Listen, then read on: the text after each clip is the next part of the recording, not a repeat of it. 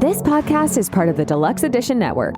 To find other great shows on the network, head over to deluxeeditionnetwork.com. That's deluxeeditionnetwork.com.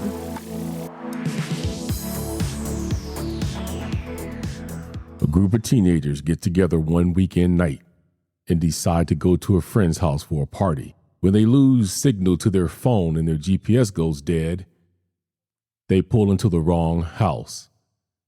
When they realize that, they go to turn around and to leave. But as they're leaving, what happens next, you could never expect. Join me as I examine the case of the shooting and murder of Kaylin Gillis on this episode of True Crime and Authors. Welcome to True Crime and Authors Podcast, where we bring two passions together. The show that gives new meaning to the old adage, truth is stranger than fiction. Here's your host, David McClam. What's going on, everybody, and welcome to another episode of True Crime and Authors. Of course, I'm your man, David McClam. Hey, if you guys haven't already, make sure you follow us on all of our social medias.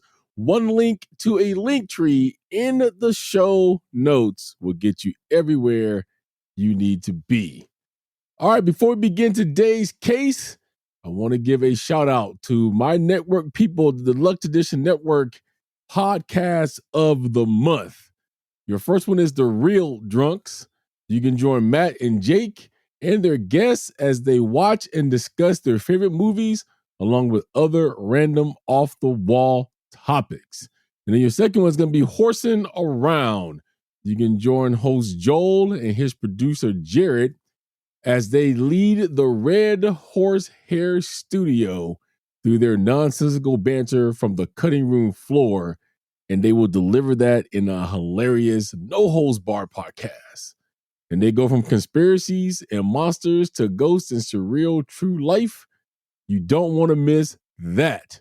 So make sure that you do listen to The Real Drunks and also Horsing Around.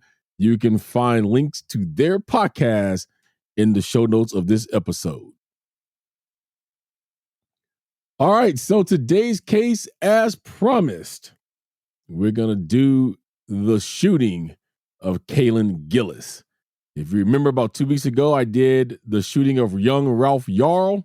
I told you I would do this one because this happened around the same time, and that I will show you the differences in the case.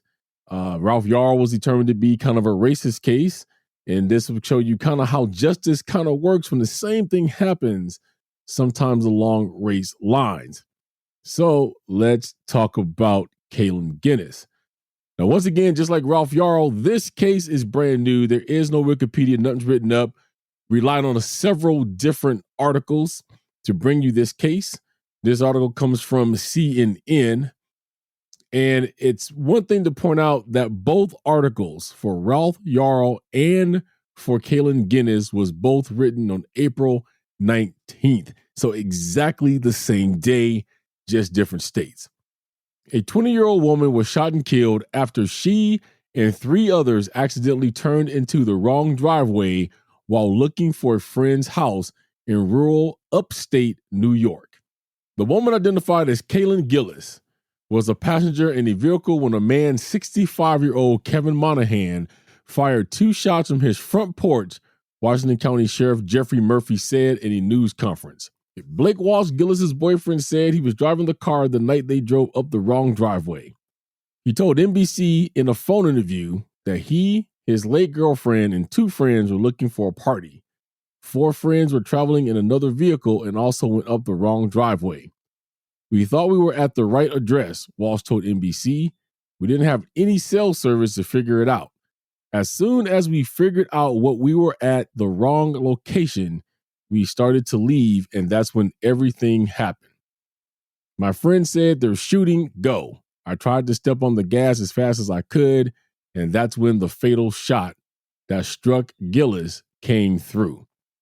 I want to believe it was instant. I'm hoping it was. I'm praying it was, he said. The sheriff said the shooting happened in a very rural area with dirt roads and poor cell service. It's a very rural area with dirt roads. It's easy to get lost. They drove up this driveway for a very short time, realized their mistake, and were leaving when Mr. Monahan came out and fired 2 shots. Monahan has been charged with second-degree murder in connection with her death, Murphy said. He was arraigned Sunday on the murder charge, his attorney told CNN. A bail hearing is pending for Tuesday or Wednesday, the district attorney and defense attorney both said.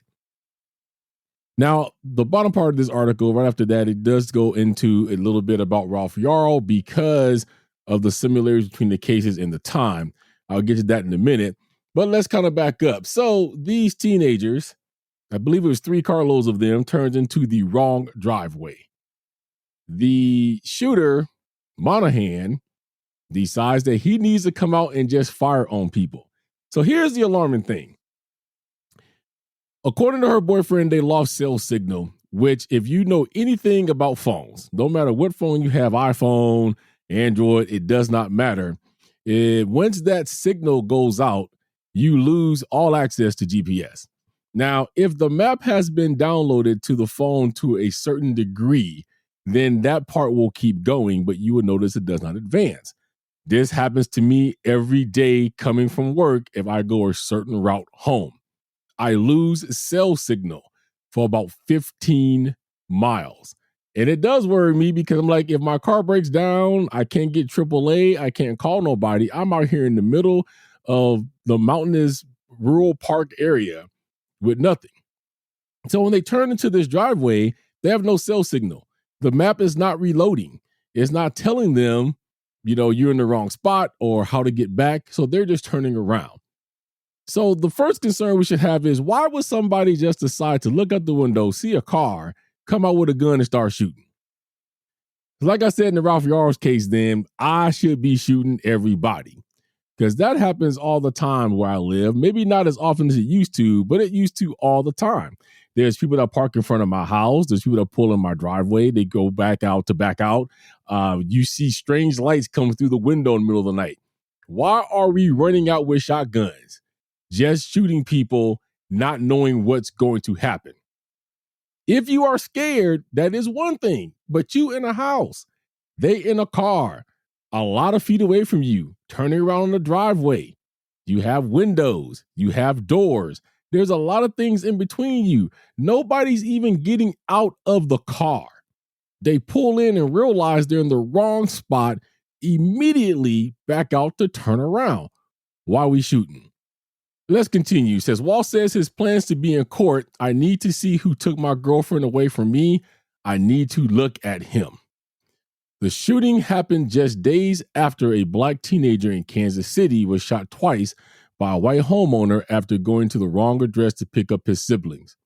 In that case, Andrew Lester, 84, opened fire on 16-year-old Ralph Yarl as the teen stood at Lester's front door before any words had been exchanged, according to a probable cause document obtained by CNN.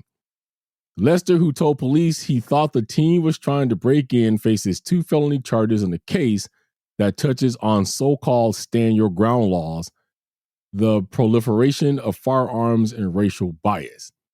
In the New York shooting, both Monahan and Gillis are white.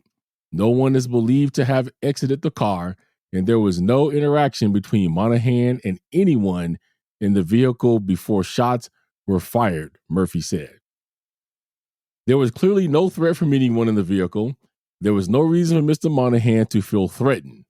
After the shots were fired, Kaylin Gillis and the rest of the group drove away from the house in the town of Hebron looking for cell phone service and then called 911. Now, that's kind of disturbing. They left after the shooting took place in the town looking for cell phone service. Now, I don't know where they were going. I don't know where the GPS was leading them to, but this leads me to believe that somehow they got way off the beaten path. They're somewhere where there is no cell service. I just told you in my case, I know there's going to be no cell service on the route that I'm taking. I've taken pictures of my wife. I've told my wife before, I've called sometimes, or she's called me and said, I'm about to go back through the desert. I'm not going to have any service. But it appears that they don't know that they were going to lose service. So they were found around 5 miles away from the home in the nearby town of Salem. First responders began administering CPR, but Kaylin was pronounced dead at the scene. This is a very sad case of some young adults that were looking for a friend's house and ended up at this man's house, who decided to come out with the firearm and discharge it, the sheriff said. Walsh told NBC the drive to find cell service did not feel like a 5-mile drive. It felt like 30 seconds. The adrenaline was rushing so bad.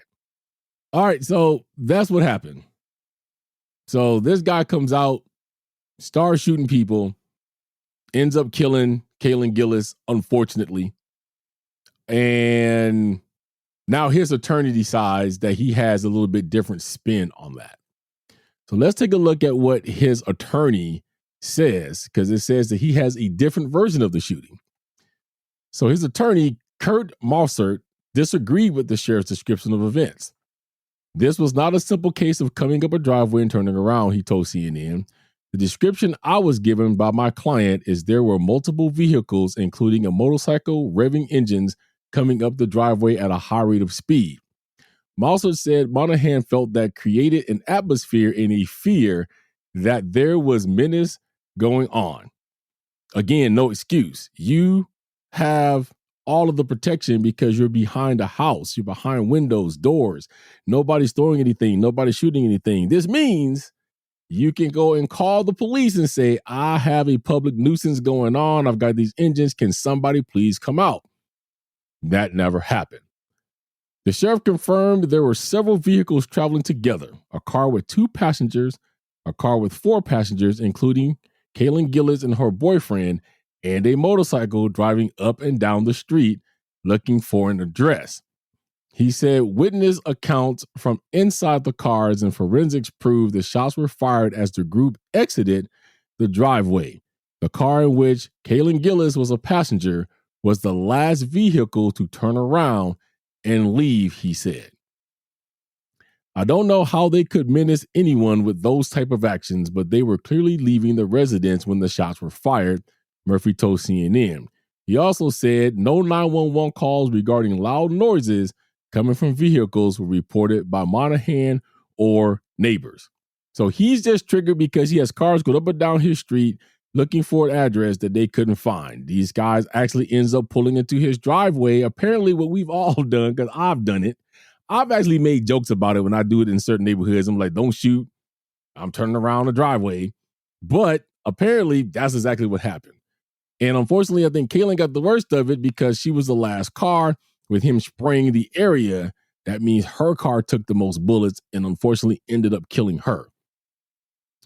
Again, no 911 calls regarding loud noises came from this house.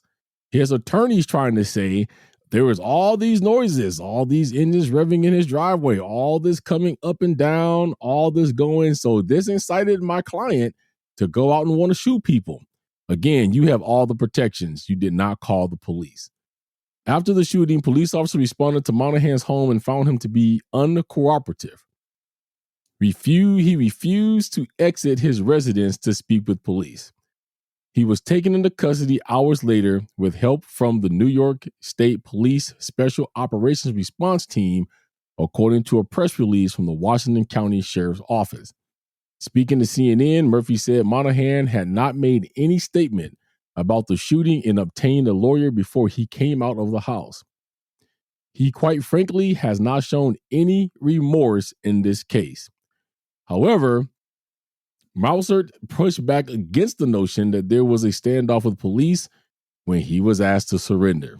Monahan had no idea that the bullets he fired had struck someone, and he called Mossert to report there were 4 sheriff's deputies on his road and had no idea what they wanted. Okay, so you just open fire on a bunch of kids and you have no idea why the police is standing at your door. It doesn't matter if you didn't know bullets hit anybody. Bullets has to go somewhere. And if you aiming at the car, apparently that's where the bullets are going to go. That's just not, I don't even know why his attorney would bring that up. That's nonsense. It's stupid. Mauser said he got in touch with law enforcement and was informed of the fatality and charge, at which point he arranged for his client to lawfully turn himself over to police. This was not a standoff, the attorney said. This was my client and I not knowing what was going on in terms of the charges that were pending. Monahan's driveway is 1/8 of a mile long and has no trespassing and private driveway signs, the attorney said. So let's break this down a little bit. Yes, it's 1/8 of a mile long. It has no trespassing and private driveway signs. I kind of say the same thing that I said about Ralph Yarl, because in his case, this guy grabs a gun as soon as you ring a doorbell. So I said, you never had nobody delivering packages to your house? So you trying to tell me just because you have a no trespassing and private driveway signs that nobody has ever turned around in your driveway because those signs are there? I don't buy it. This guy was a loose cannon.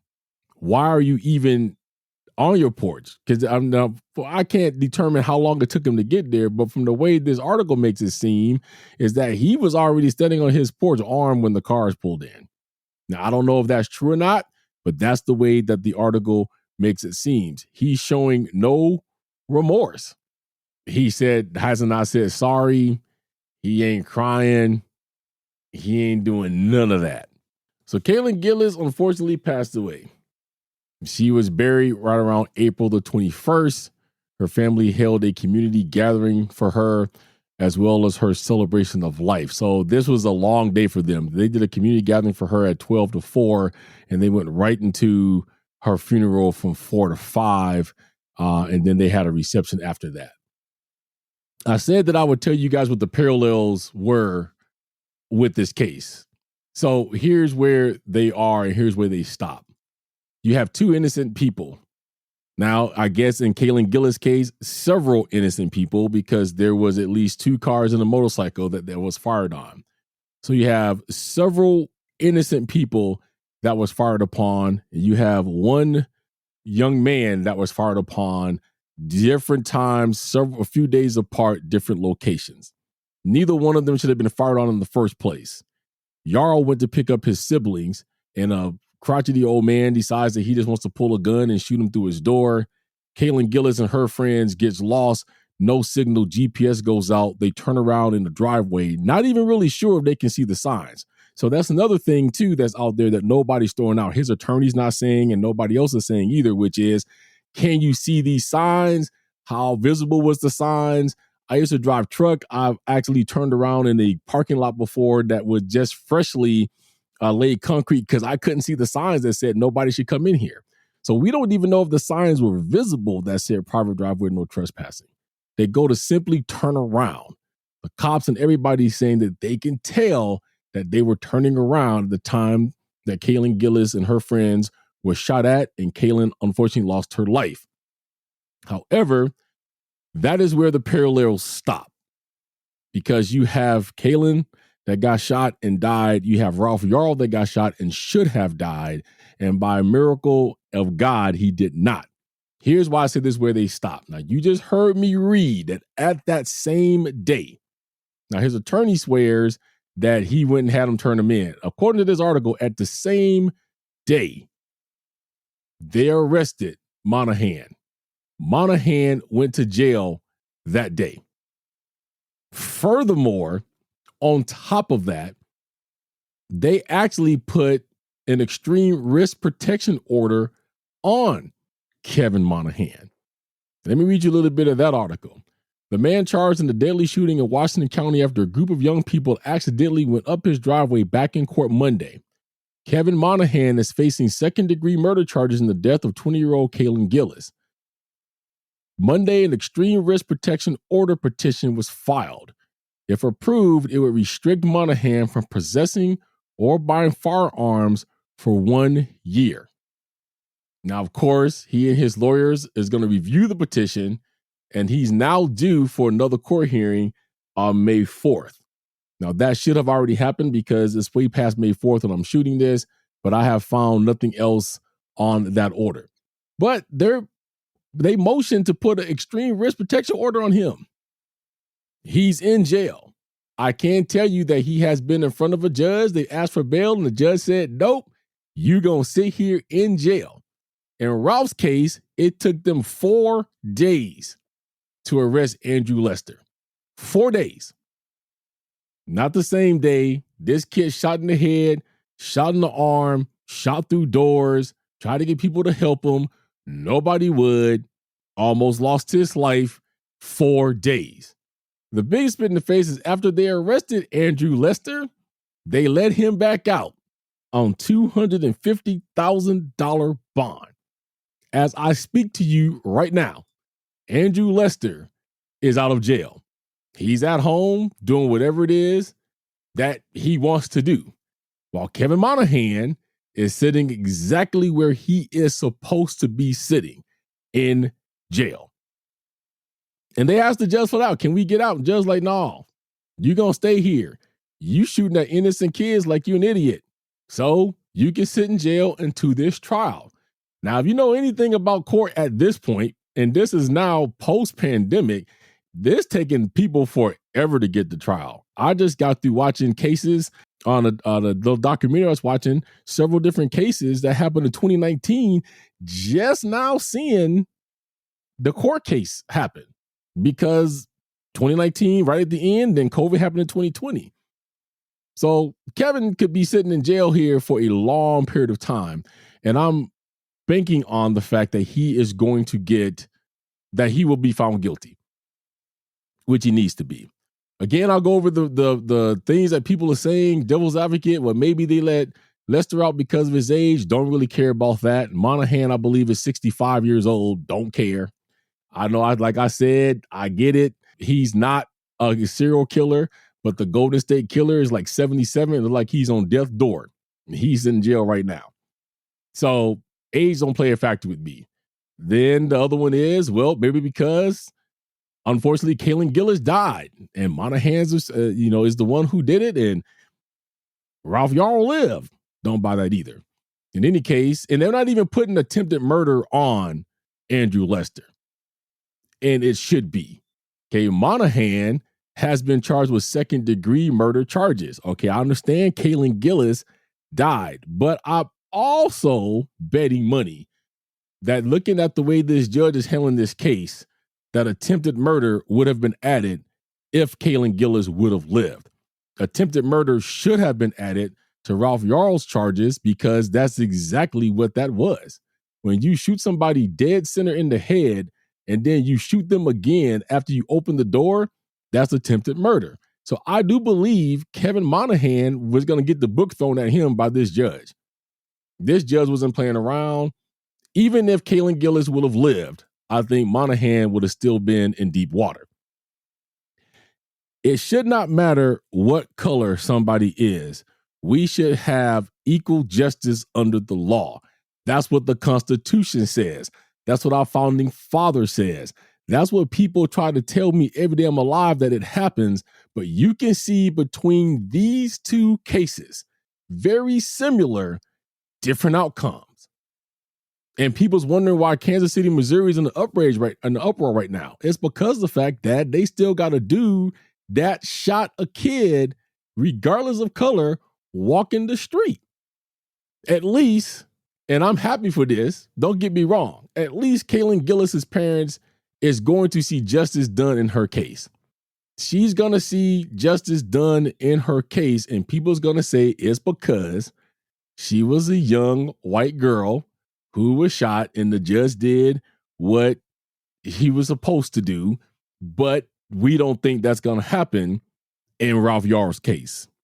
I hope that it does, but from where I'm sitting, as old as I am, where I've been around, I don't think it's going to either. I do think at some point in time, if he does not die first, yes, I do think that Lester is going to go back in front of a judge.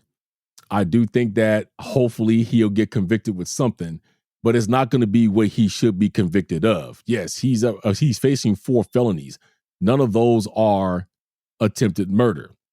When it comes to Kevin Monahan, I think he's going to get life in prison. And I don't know if they have the death penalty where they're from. I don't think they do in New York, but I'm sure he's going to get life in prison. And that's exactly what he should get. But I want to concentrate a little bit more on the victim here, which is Kaylin Gillis. Let me tell you a little bit more about her. I want to read you this statement from her family. That was a part of the same article that you can read.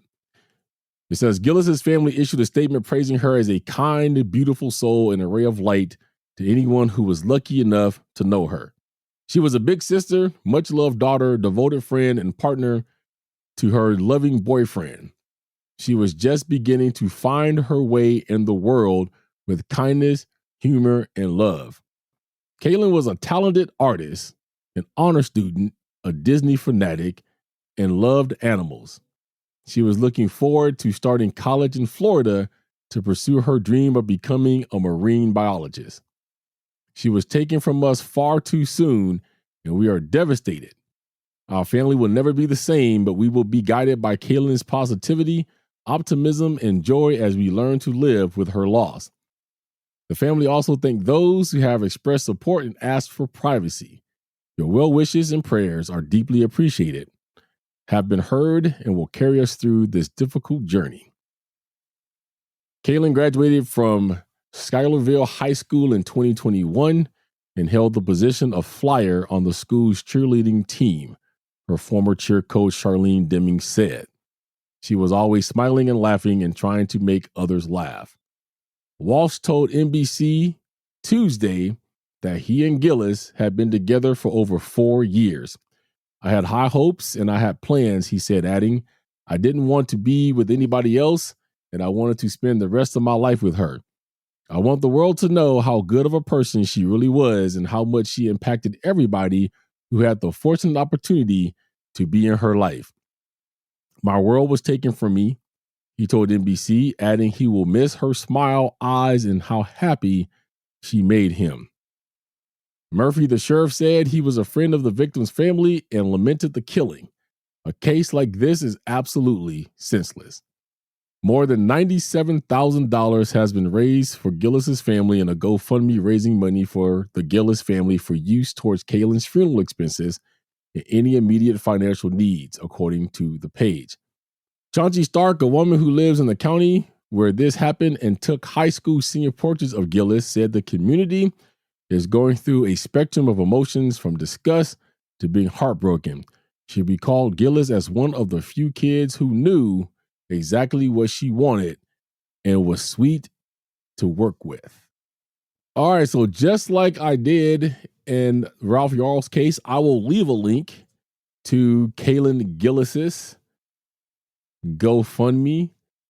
I may go donate a few bucks over there. Just like for Ralph, she did not deserve this. As of this recording, they raised $147,500 with a goal of $140,000. So their goal has been met at this point. So they're asking for this because they need help with funeral expenses. I can tell you this. I have never buried a child. I hope not to.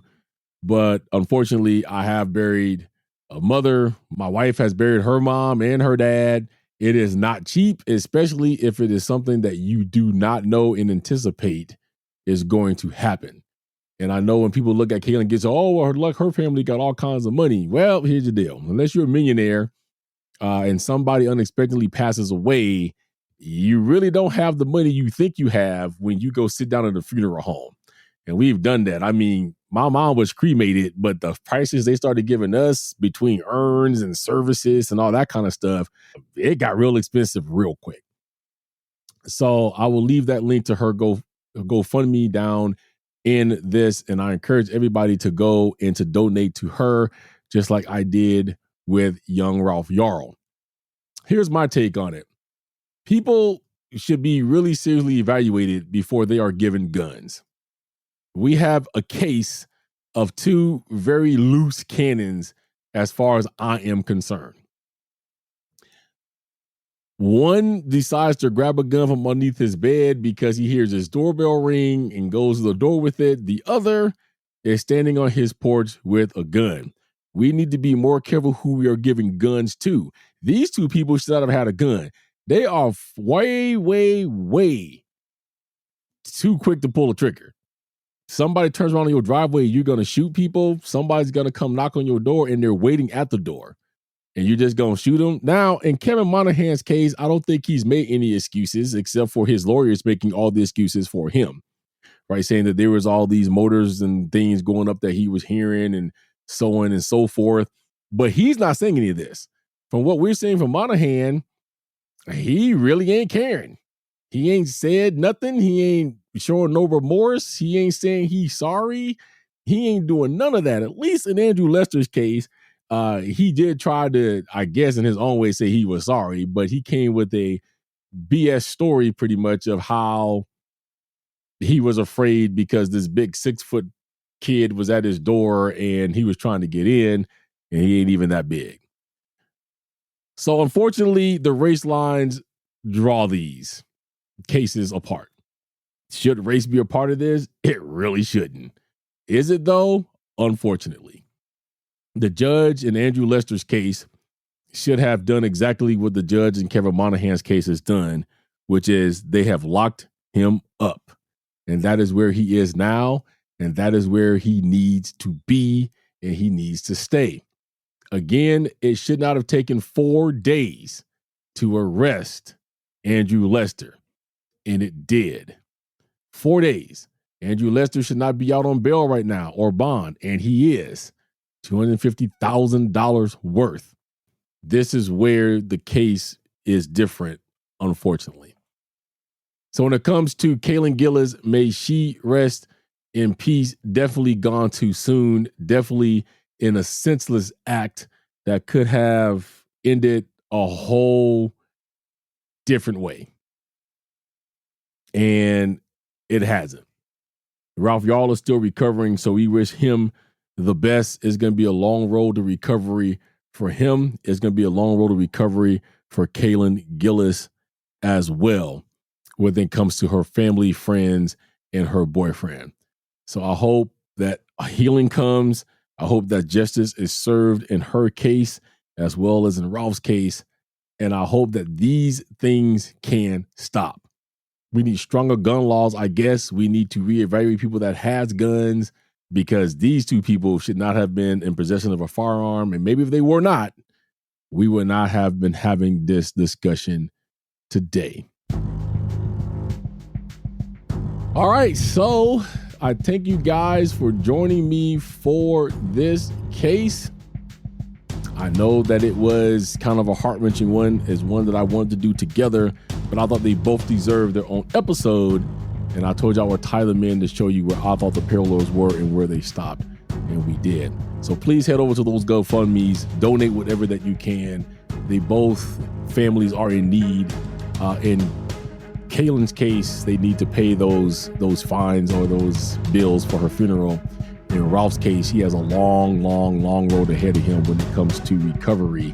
So hopefully we can help aid in that. All right, so who are you guys going to hear from next week? Once again, I'm going to give you guys 2 authors. I have so many to get out to you guys before the end of the season. We're just going to double them up.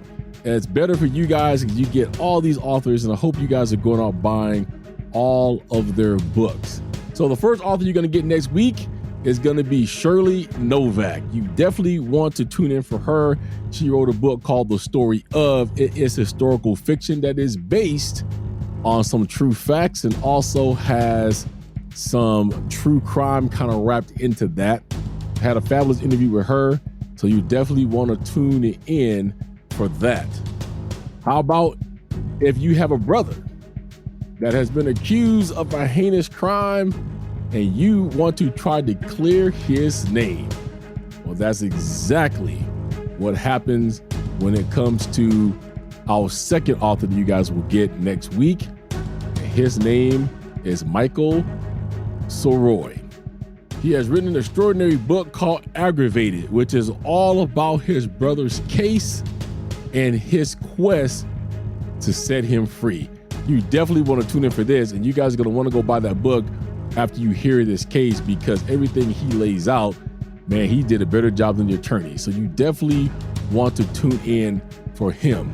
And then, of course, we're going to have an extraordinary person. The name of that person is going to be Cheryl I Love. She is the host of the podcast Film Ninja Project, and she has an incredible story to come on here and tell. You guys don't want to miss her story. We're going to talk all about her podcast. And recently, I just appeared on her podcast. I will leave that link to her episode with me in the show notes of this episode.